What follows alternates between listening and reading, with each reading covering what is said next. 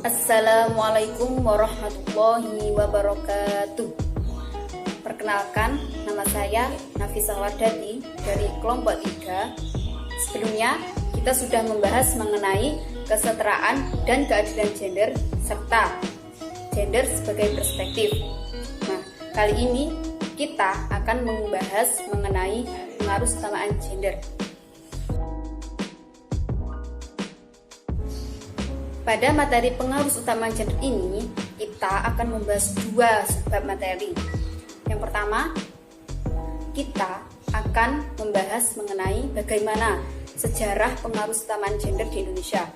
Dan yang kedua, kita akan membahas peran negara dalam menegakkan keadilan gender di Indonesia.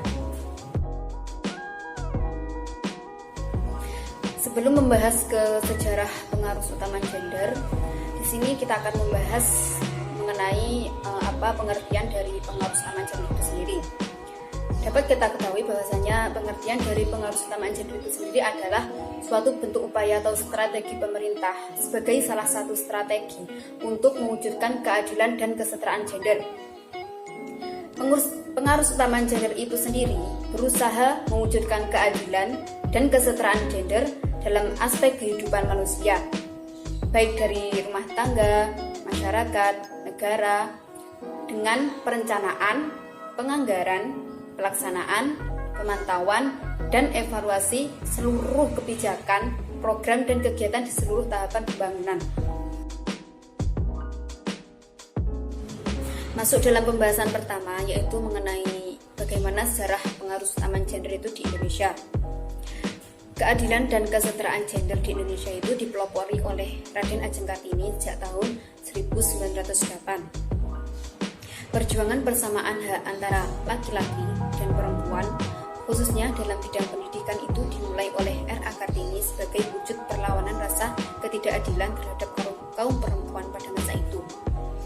Dalam perjalanan selanjutnya, semangat perjuangan R.A. Kartini ditindaklanjuti pada tanggal 22 Desember 1928 oleh Kongres Perempuan Indonesia yang kemudian ditetapkan sebagai Hari Ibu.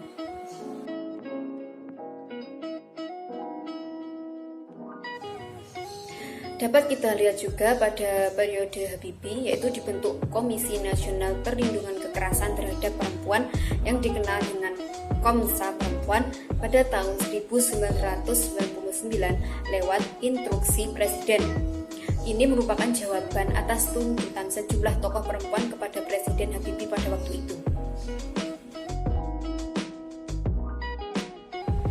Selanjutnya, pada periode kepemimpinan dari Presiden Abdurrahman Wahid, dikeluarkan instruksi Presiden atau Inpres nomor 9 tahun 2000 tentang pengaruh utama gender. Kementerian Negara Pemberdayaan Perempuan mulai gencar mengumumkan kampanye isu kesetaraan dan keadilan gender.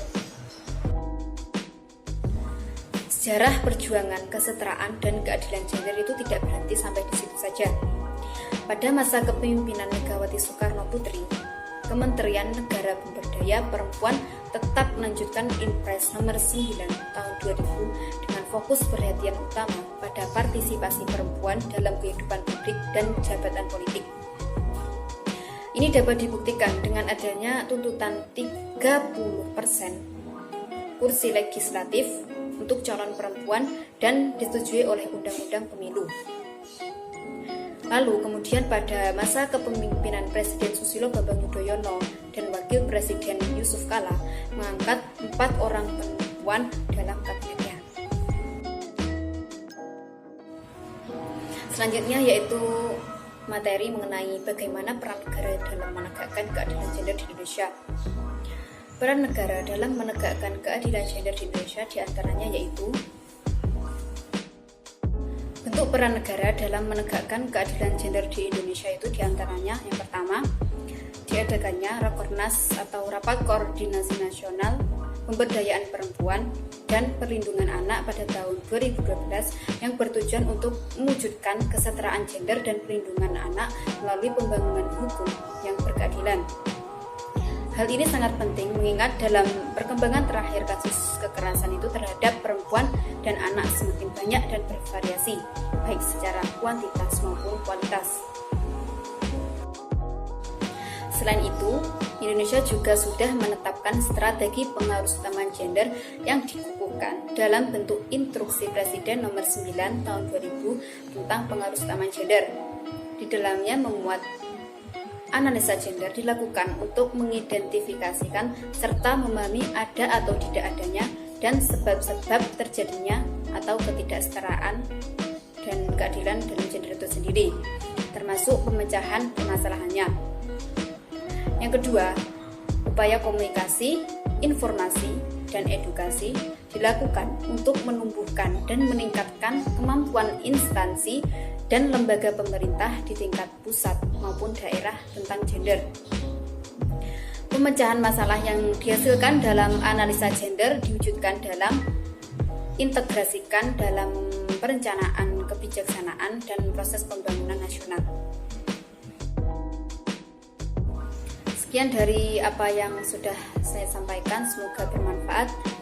Dan apabila ada yang ditanyakan nanti bisa didiskusikan lagi. Kurang lebihnya dari saya mohon maaf. Billahi taufiq wal hidayah, waridho wal inayah. Wassalamualaikum warahmatullahi wabarakatuh.